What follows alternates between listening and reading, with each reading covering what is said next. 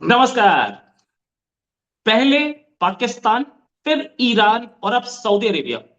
चीन के राष्ट्रपति जा रहे हैं सऊदी अरेबिया। क्या सऊदी अरेबिया है चाइना का अगला टारगेट? और ये भी कि कोविड के बाद से राष्ट्रपति चीन के बाहर नहीं निकल रहे थे, शंघाई कॉर्पोरेशन ऑर्गेनाइजेशन गए हैं, G20, और अब इधर दूसरी चीज, 6 साल बाद ये 3 दिन की विजिट सऊदी अरेबिया क्यों हो रही है? बहुत बड़ी खबर है। एक विजिट है इंडिया पर, इसका क्या इंपैक्ट पड़ेगा और क्या मोदी और जयशंकर की कॉम्बिनेशन इस माया जाल को टैकल कर पाएगी या उन्हें शिकस्त दे पाएगी? इसी पर बात करने के लिए हमारे साथ सुमित पीर साहब इंटरनेशनल एक्सपर्ट हैं और इनका इंट्रोडक्शन देना, सूरज को दिया दिखाना। सर बहुत बहुत स्वागत आपका हमारे शो में। सर पहली चीज, चाइना चारों ओर जाल बुन रहा है और जाल बुन रहा है, इंडिया भी खैर उस जाल को तोड़ रहा है, no doubt about it. Haifa port लिया और दूसरी जगह इन्वेस्टमेंट्स हुई, मालदीव्स में भी इन्वेस्टमेंट है, मॉरिशस में इन्वेस्टमेंट है, साथ में हॉर्न ऑफ अफ्रीका में इन्वेस्टमेंट है, नो डाउट। हमारे हमारे प्राइम मिनिस्टर हर जगह दिमाग लगाते रहते हैं, एक्सटर्नल अफेयर्स मिनिस्ट्री है पूरी, external affairs minister career diplomat है, डिफेंस फोर्सेस हमारी डेडिकेटेड है। फिर भी ये चाइना की 3 दिन की विजिट, क्या इससे इंडिया के कान नहीं खड़े होने चाहिए? और क्या घालमेल है ये? देखिए रोहित भाई, शो पे बुलाने के लिए धन्यवाद, आभार और साधुवाद, और सभी दर्शकों का आभार और साधुवाद। हमें देखना है कि दुनिया में हो क्या रहा है, क्योंकि कोई भी चीज जियो पॉलिटिक्स में आइसोलेशन में नहीं होती। सबसे पहला विषय है एक चाइना जो भुखलाया हुआ, जो घबराया हुआ, जिसके घर में रिवोल्ट चल रहा है, जिसकी इकोनॉमी की हालत खराब है। आज IMF का भी डाटा आ गया, 2.1% इकोनॉमिक आउटलुक बता रहे हैं। मैं तो 2.3 कह रहा था, 2.1 की बातें हो रही है। ऐसी परिस्थिति में शी जिनपिंग कोशिश कर रहा है हाउ टू सर्वाइव, चाइना को कैसे बचाए। आप जानते हैं China number 1 importer of oil है, करेक्ट? और इस ऑयल की उसने $500 बिलियन की डील कर रखी थी ईरान के साथ, जिससे वो ऑयल नहीं लेता। ये रशिया से ऑयल लेता, पर रशिया भी अब इसको कुछ ऑयल दे रहा, कुछ नहीं दे रहा। आनाकानी वहां से होनी शुरू हो गई है, क्योंकि आखिरकार रशिया भी चाइना पे ट्रस्ट करता नहीं। चाइना ऑयल के चक्कर में ईरान को धोखा दे चुका, $500 बिलियन की डील करके रशिया के पास मुझे कुछ दिन वहां से ऑयल उठाया, अब ये पहुंचेगा सऊदी अरबिया के पास। ये है चाइना का साइड। दूसरा चाइना का मसला क्या है? चाइना की फॉरेन पॉलिसी बदल रही रोहित भाई। चाइना की फॉरेन पॉलिसी अब लगभग जहादी पाकिस्तान के साथ मिल रही है। पाकिस्तान की फॉरेन पॉलिसी में क्या है? जो इंडिया का दुश्मन है वो मेरा दोस्त है, यहाँ जो यूनाइटेड स्टेट्स ऑफ अमेरिका का दुश्मन है वो मेरा दोस्त है। अब ईरान दुश्मन है तो ईरान के साथ दोस्ती कर ली, पाकिस्तान लगभग दुश्मन बना पड़ा तो उसके साथ दोस्ती कर ली। और अभी यूनाइटेड स्टेट्स और सऊदी अरबिया में बहुत तनी पड़ी है काहे को लेके? नोपेक, जो हमने पिछली बार बात की थी। अगर नोपेक पारित हो जाता है, सऊदियों के एसेट यूएस में फ्रीज हो सकते हैं। अगर सऊदियों के एसेट यूएस में फ्रीज हो सकते हैं, सऊदियों का आना जाना यूएस से सब पे प्रतिबंध लग जाएगा, सब पे दिक्कत आ जाएगी। यूएस का बार्गेनिंग चिप क्या था पीछे पे? था कि मैं तुम्हें ऑयल देता हूँ, उसके बदले में सऊदी क्या लेता है? हथियार लेता है। एक कन्वीनियंट ट्रेड था। और सऊदी कहीं ना कहीं यूएस को ये एश्योरेंस देता था कि दुनिया में मैं तेल बेचूंगा। कैसे? मैं तेल बेचूंगा डॉलर में, जिसे पेट्रोल डॉलर कहते हैं।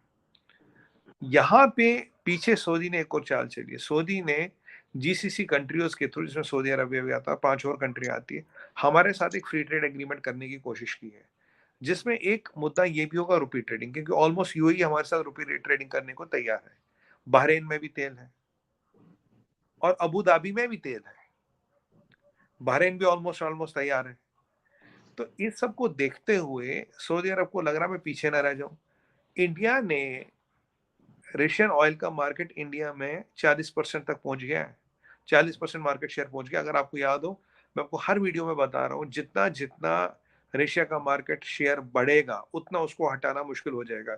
रशिया तो आज भी सस्ता बेचने को तैयार है ना। रशिया ने तो बहुत अच्छा काम किया, बहुत शुभ काम किया है। जो ये जो ओपेक वाले लोगों का खून चूसते थे, खून निकालते थे कि हमें इतने डॉलर का पर बैरल मार्जिन चाहिए, नहीं तो हम तेल नहीं बेचेंगे या तेल का प्रोडक्शन गिरा देंगे, उस कार्टेल को रशिया ने तोड़ने का काम किया है। द ब्लेसिंग इन डिस्गाइज, उस कार्टेल को तोड़ा, नहीं तो आज आपका सऊदी अरबिया $200 प्रति बैरल तेल बेच रहा होता। ये क्यों नहीं बेच पा रहा? क्योंकि रशियन तेल आ रहा है। $150 million per day, $4.5 billion per year, and $54 billion, sorry 150 million per day $4.5 billion per month and $54 billion per year. This is what we are seeing from Russian oil. In fact, Russian coal हमारा number तीसरा चौथा supplier हो गया है, और रुपये में पैसा देना है आपको, डॉलर में देना है नहीं। एक आप पैसे बचा रहे हो, डॉलर भी नहीं दे रहे हो, दो काम कर रहे हो। अब ये जो चीज हुई है, यहाँ से इंडिया का भी कहीं ना कहीं प्रेशर, एक इशारा है। वैसे मैं क्या, कई बार हम जैसे कई लोग कह चुके हैं सऊदियों को, भाई आप भी हमें डिस्काउंट पे तेल दो, आप भी कैश रुपयों में पैसे लो, हम आपसे भी ले लेंगे, कोई रशिया से कोई प्यार थोड़ी ना है। अब सऊदी अरबिया डायरेक्ट हमारे सामने आता नहीं रुपये ट्रेडिंग की बात करनी, वो आ रहा है जीसीसी के फ्री ट्रेड एग्रीमेंट के थ्रू। फ्री ट्रेड एग्रीमेंट में सबसे बड़ी कंट्री कौन है जीसीसी में? Saudi Arabia. सबसे ज्यादा बिजनेस किसका इंडिया के साथ? सऊदी अरबिया का, अगर उन जीसीसी कंट्रीज को देखो। अब ऐसे में होड़ लग गई है कि क्या करे। चाइना मौके पे चौका मारना चाहता है, और यहाँ इंडिया ने एक और चीज कर दी। इंडिया ने बोला यार आने वाले 5 सालों बाद हमें तेल चाहिए ना हमें डीजल चाहिए। इमेजिन करिए, जिस कंट्री का 82% जीडीपी तेल बेचकर चलता हो, आप उसे कहो मुझे तेरा तेल ही नहीं चाहिए। तेल ही खत्म नहीं होगा, पूरा पूरा वर्चस्व खत्म हो जाएगा, मिडिल ईस्ट की इंपॉर्टेंस खत्म हो जाएगी। क्योंकि जो रेगिस्तान है, रेगिस्तान रेगिस्तान ही रहता है। आप पैसे लगा के वहां पेड़ तो उगा सकते हो, पर वहां की कैफियत और फितरत को नहीं बदल सकते, रेगिस्तान है वो। अगर आपका नंबर 1 ऑयल इंपोर्टर चाइना जाता है ईरान के पास, नंबर 2 का जाता है रशिया के पास, और यूएस भी हमारा बहुत बड़ा इंपोर्टर है। लास्ट ईयर हमने यूएस से इतना तेल लिया था जितना हमने ओपेक कंट्रियों से मिला के नहीं लिया था। करीब $20 बिलियन का तेल दे चुके हैं यूएस के साथ। यूएस में दिक्कत क्या, यूएस में जो बाइडेन को बोला था राइट टाइम पे, लॉन्ग आइलैंड पे रिफाइनरीज को बढ़ाओ। पता नहीं किस कार्टेल किस चक्कर में उसने लॉन्ग आइलैंड पे रिफाइनरी नहीं बढ़ाई। अगर आज रिफाइनरी वहां ज्यादा होती तो वहां से तेल ज्यादा आ सकता था। बाय द वे, इंडिया काफी कच्चा तेल रहता है, उसे रिफाइन करके आगे और कंट्रियों में भी बेचता है। ये भी इंडिया का एक विशेषता है। जो भी चीज यूनाइटेड स्टेट्स के पास नहीं, वो इंडिया के पास एग्जिस्टेंट है, रिफाइनिंग की कैपेसिटी। इस सब में देखिए, अगर आप इस सब चक्रों को जोड़े तो सऊदी अरबिया हो रहा परेशान, वहां जी जिनपिंग हो रहा परेशान। सऊदी अरब जाके डायरेक्टली अमेरिका से कन्फ्रंट भी नहीं कर सकता, क्योंकि रॉयल फैमिली का काफी पैसा यूएस ट्रेजरी बॉन्ड्स और अमेरिकन बैंकों में है। दिक्कत वहां भी है। अब क्या करें, हमारे पास तो वो जीसीसी के थ्रू आ रहे हैं, और अमेरिका को यहाँ बैलेंस करने के लिए वो चाइना वाली गोटी फिट कर रहे हैं। सऊदीज फॉरेन मिनिस्टर का बयान आना, we are ready, we are getting prepared for the Xi's bidding. Xi तो आज 6 साल बाद वहां जा रहा है ना, ऐसी क्या मजबूरी पड़ी।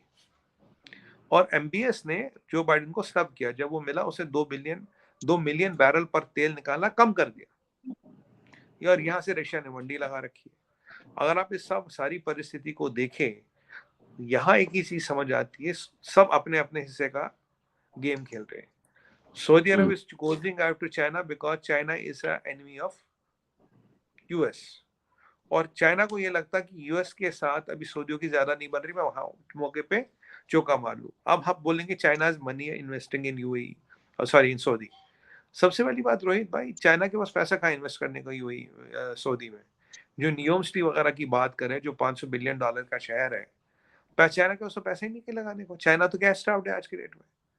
चाइना वहां पैसे लगाने नहीं जा रहा, और चाइना के सऊदी जाने का मतलब है ईरानियों के साथ पंगा लेना। तो मतलब जो ईरान के साथ तुमने तेल डील की थी $500 बिलियन की 10 साल में, वो सारी फर्जी है। करेक्ट। ईरान इसी भरोसे पे बैठा चाइना हमसे तेल लेगा, वो भी फर्जी। फिर आप रशिया को अपना प्यार मोहब्बत जता रहे थे, वो भी फर्जी। फिर आप किसके पास जा रहे हो? सऊदियों के पास। कहीं ना कहीं ये भी परेशान है चाइना अपनी सिक्योरिटी को लेके। चाइना कोशिश करेगा कि सऊदी उनसे युआन में ट्रेडिंग करे, पर युआन में ट्रेडिंग करने के लिए सऊदी अरबिया को चाइना से बहुत कुछ खरीदने को है नहीं। तो क्योंकि चाइना का पास भी कहीं ना कहीं फॉरेन एक्सचेंज की दिक्कत तो है, तो बहुत कॉम्प्लेक्स सिचुएशन बन रही है। और इंडिया का यही फायदा है, जो इंडिया की स्ट्रेटजी रही है और बहुत अच्छी रही है, जो मैं पहले भी आपको कई वीडियो पे बोल रहा हूँ, वी आर डिरिस्किंग आवर मॉडल्स। हम नाइजीरिया से भी तेल ले रहे हैं, हम ईरान से ले रहे हैं, हम इराक से ले रहे हैं, यूएस से ले रहे हैं, सऊदी अरब से ले रहे हैं। मैंने आपको पहले भी कई बार बताया था रोहित भाई, आपको याद होगा कि our dependence on Saudi oil and Middle Eastern oil is reducing. अभी हम इजिप्ट के साथ भी बात कर रहे हैं, इजिप्ट के साथ भी एफटीए वगैरह की बात हो रही है, क्योंकि इजिप्ट भी हमारे पास आ रहा है जीसीसी कंट्रीज के थ्रू। अभी इजिप्ट के जो हमारे प्रधानमंत्री जी हैं, प्रेसिडेंट है फतह अल सीसी, वो 26 जनवरी को गेस्ट ऑफ ऑनर बनेंगे इंडिया में, क्योंकि इजिप्ट के पास तेल भी है, इजिप्ट के पास गैस भी है, और हमें डिपेंडेंस हटानी कतरी गैस से। तो हम भी अपने ऑप्शन निकाल रहे। इजिप्ट के साथ बहुत बड़ा ट्रेड नहीं हुई, 6 बिलियन का है इसको। We have a vision that it can go to up to $50 billion. तो वहां भी हम अपने अल्टरनेट रिजर्व बना रहे हैं। हमने अर्जेंटीना में अपने अल्टरनेट जुगाड़ बनाए, हमने वेनेजुएला में अपने जुगाड़ बनाए। तो हम रिटेंडेंस विज़ावी सप्लायर नहीं कर रहे, रिटेंडेंस विज़ावी कंटिनेंट भी कर रहे हैं कि एक सप्लायर इस कंटिनेंट का, एक इस कंटिनेंट का, इस कंटिनेंट का। और सऊदियों को भी ये तो पता ही है कि भाई 5 नहीं तो 10 साल में इंडिया में जो ग्रीन एनर्जी पे काम हो रहा है, जितना सोलर पे काम हो रहा है, जितना विंड एनर्जी पे काम हो रहा है, जितना ग्रीन एनर्जी पे काम हो रहा है, जितना फ्यूल सेल्स पे काम हो रहा है, और जितना लिक्विड हाइड्रोजन पे काम हो रहा है, और जो उसके इलेक्ट्रोलिसिस वगैरह के बड़े बड़े प्लांट है, वो तो इंडिया लगा रहा है already. When we talk we are doing that. India एक ऐसी कंट्री है जिसने डॉलर में जो फोटोवोल्टिक सेल थी उसकी कीमत सेंट्स में लाई है। तो ये सारी चीजें जो है सऊदियों को भी दिख रही है। सऊदियों को दिख रहा है कि तेल का धंधा ज्यादा से ज्यादा 5 या 10 साल चलेगा, और अगर हमने कर लिया तो आगे पीछे चाइना भी कुछ ना कुछ कर लेगा, टेक्नोलॉजी वाइज चुरा के रिवर्स इंजीनियरिंग कर कुछ ना कुछ कर लेगा। अगर ये दोनों बड़े ममालिक निकल जाते हैं तो ये करेंगे क्या? सऊदी अरबिया करेगा क्या? इसकी इकोनॉमी 82% तेल बेच के चलती है। अब वहां और कुछ बेचने को तो है नहीं। दूसरी बात, मेरा एक प्रेडिक्शन है, I am kind of willing to predict this, that India बहुत जल्दी इथेनॉल अलायंस भी बनाएगा। जैसे हमने सूर्यपुत्र देशों की अलायंस बनाई, वैसे हम इथेनॉल अलायंस भी बनाएंगे। अभी आपको पता है शुगर का प्राइस दुनिया में कौन कंट्रोल करता है? शुगर का प्राइस अभी दुनिया में कंट्रोल कर रहा है इंडिया, क्योंकि जो हमने नई चीज दिखाई है इथेनॉल ब्लेंडिंग, इसलिए शुगर की डिमांड बहुत ज्यादा हो गई। और सबसे बड़ा शुगर के प्रोड्यूसर इंडिया है, क्यूबा है, फिर कहीं ना कहीं ब्राजील है। तो अगर हम इस चीज को भी हम धीरे धीरे कंट्रोल करने लगे हैं, तो अभी हम बहुत जल्दी 20% इथेनॉल ब्लेंडिंग में पहुंच जाएंगे। जैसे हम 20% इथेनॉल ब्लेंडिंग में पहुंच जाएंगे, हमारा 20% इंपोर्ट भी तो घटेगा। सऊदियों को ये भी तो दिख रहा है। तो धीरे धीरे जो हमें करना है अपने नेशनल इंटरेस्ट में, हर चीज कर रहे हैं। करेक्ट। और यह अमेरिका की फॉरेन पॉलिसी थोड़ी खराब है, जिसके कारण सऊदी भी परेशान है। तो India is on the right path, and India is doing whatever it has to do in his best interest.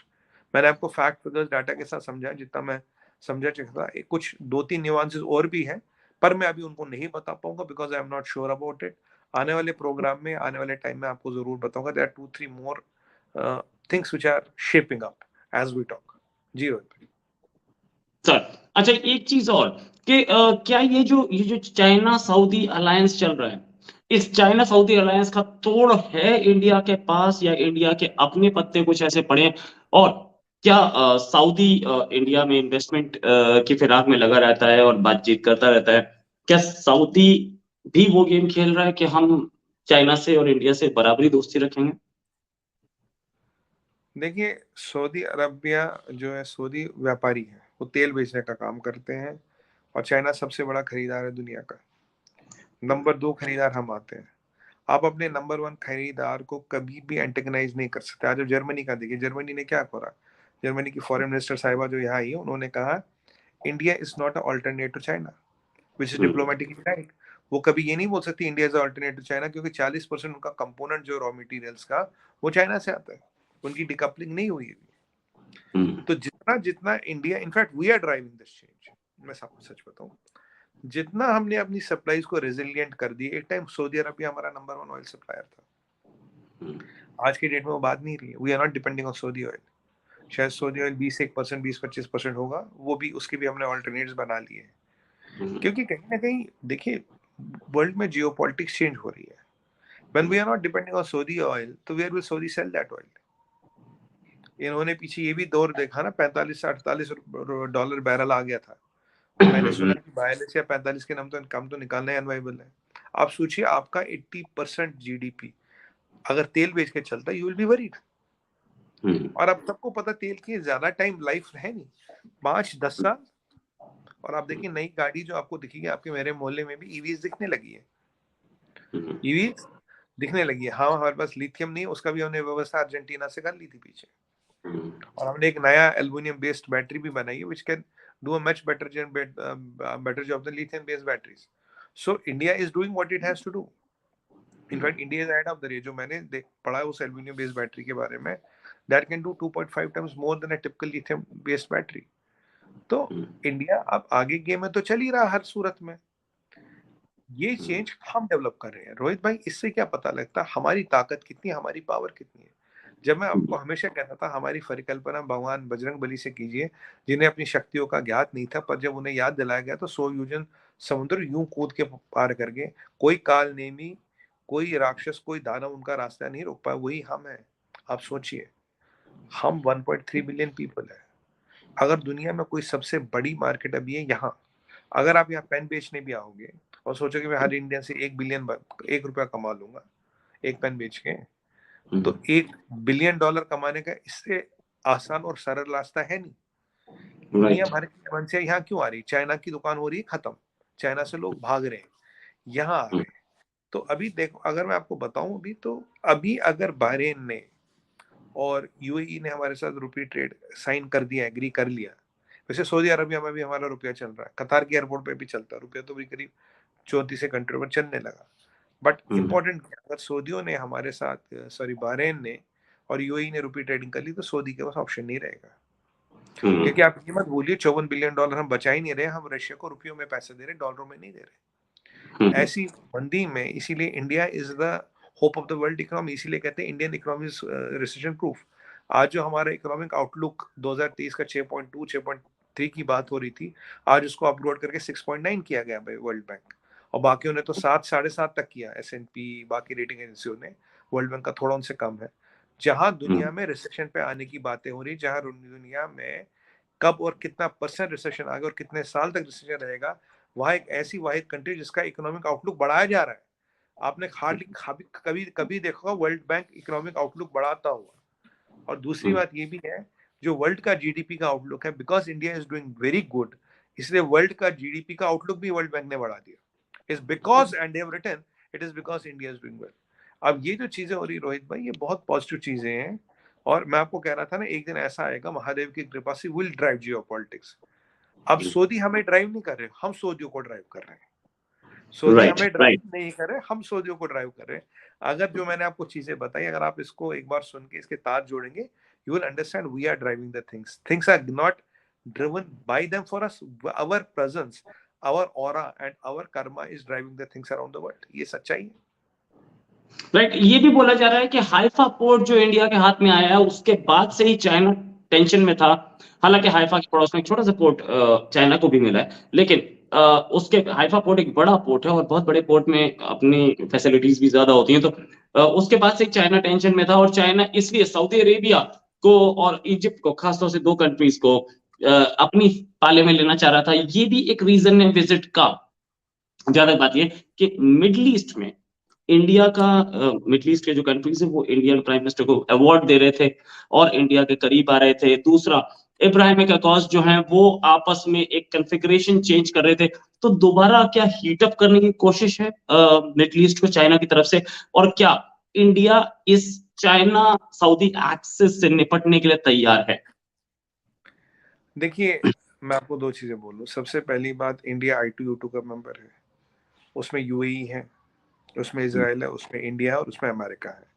जब इंडिया I2U2 का मेंबर बनता तो इंडिया ने रिप्लेस किया फ्रांस और ब्रिटेन को। ये ट्रेडिशनल पावर्स माने जाते थे मिडिल ईस्ट में after United States. United States हमेशा पावर था।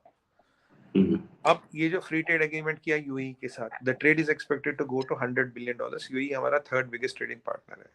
अभी जो बहरीन के साथ बारी जो जीसीसी कंट्री के साथ हो रही है, अगर इन सबको सम किया जाए तो ये करीबन 200-250 बिलियन डॉलर का ट्रेड यहाँ पे देख रहे हैं, सबको मैं जोड़ूं तो। ऐसी सूरत में लोगों का परेशान होना, लोगों का चकरा जाना चाइना का, जाहिर सी बात है। अभी एक थोड़ी सी जो अभी हम देखें, रिजल्ट हुआ नहीं, we can not conclude, but MBS has to be very careful with Xi, क्योंकि शी तो प्रमोट की है, जिसके यहाँ चिपकती है उसका कुछ ना कुछ बेड़ा गर्क हो जाता है। तो that is a word of caution which Saudis have to take. बाकी रोहित भाई, हम तो अपने राह पे अग्रसर है, हम अपना चल रहे हैं, हम अपना चला रहे हैं। और इंडिया के पास यूएस भी है।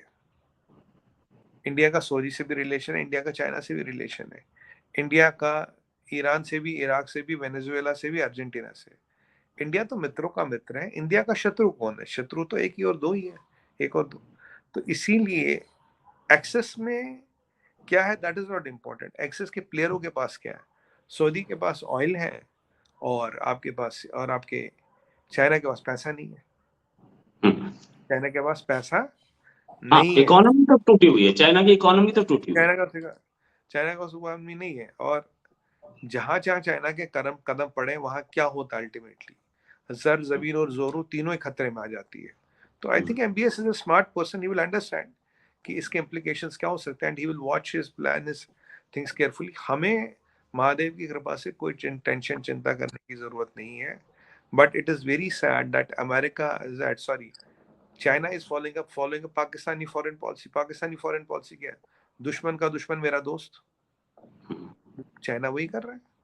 जो जिसकी अमेरिका, नॉर्थ कोरिया इसका दोस्त, पाकिस्तान इसका दोस्त, अब ये ईरान इसका दोस्त, और अब सऊदी अरब इसका दोस्त बन रहा है। तो मतलब कहीं ना कहीं आपको लग नहीं रहा कि चाइना में जो कहते हैं ना विनाशकाले विपरीत बुद्धि, जो बुद्धि भ्रष्ट होगी वो वाली परिस्थिति हो रही है। और यहाँ से राइट। एक और अच्छा। देखिए, यहाँ से एक दो पॉइंट और बोलूंगा। वेनेजुएला में भी तेल निकालने का ग्रीन लाइट अमेरिका ने दे दिया, अमेरिकन भी अपने पत्ते खेल रहे हैं।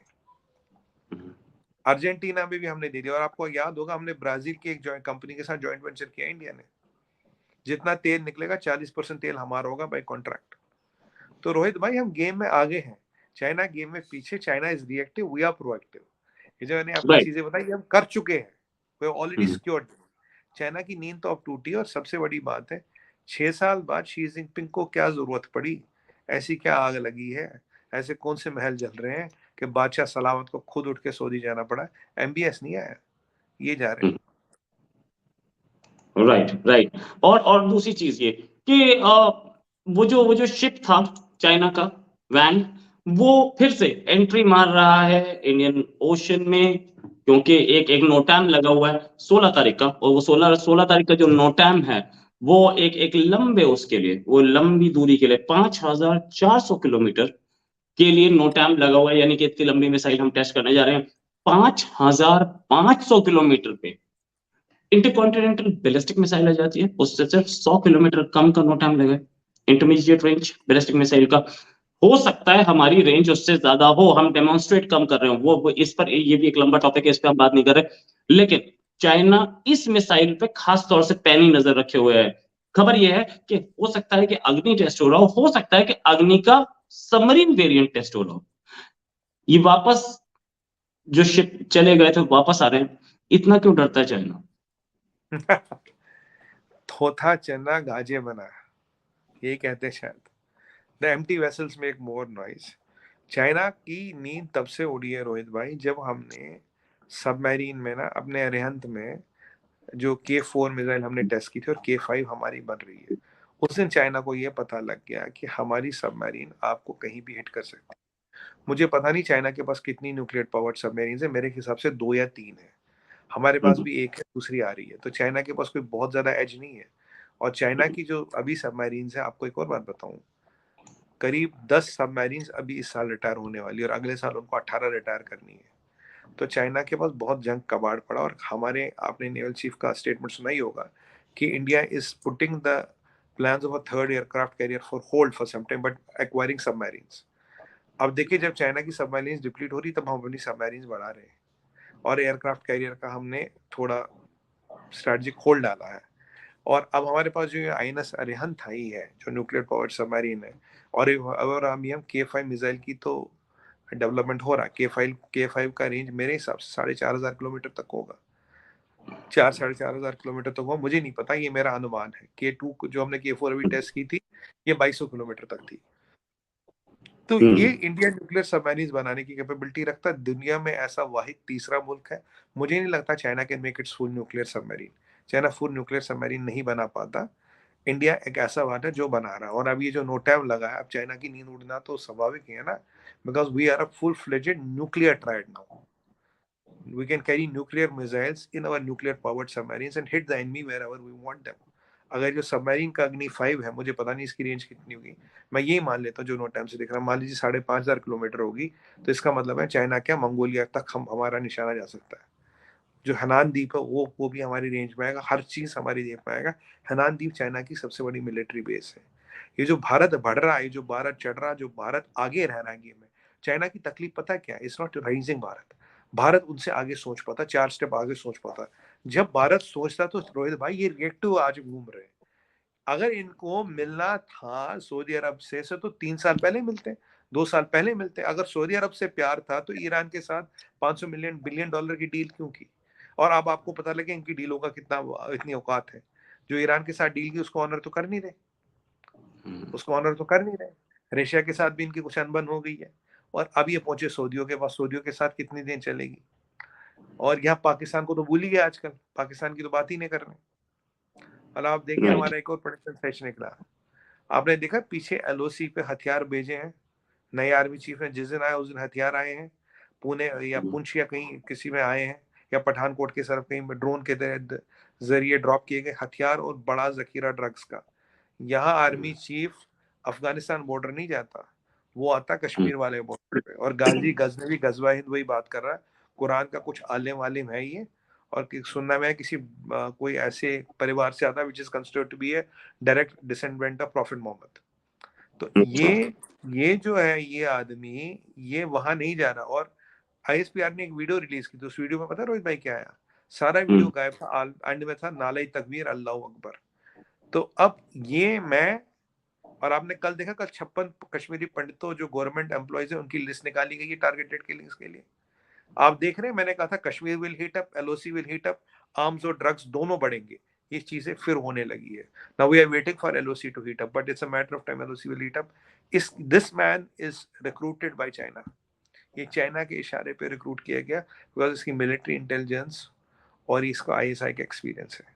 आप देखिए गेम्स कहाँ हो रही है। इंडिया को रोकने के लिए, इंडिया को दबाने के लिए कहाँ कहाँ से कोशिशें नहीं की जा रही है, हर तरफ से कोशिशें की जा रही है।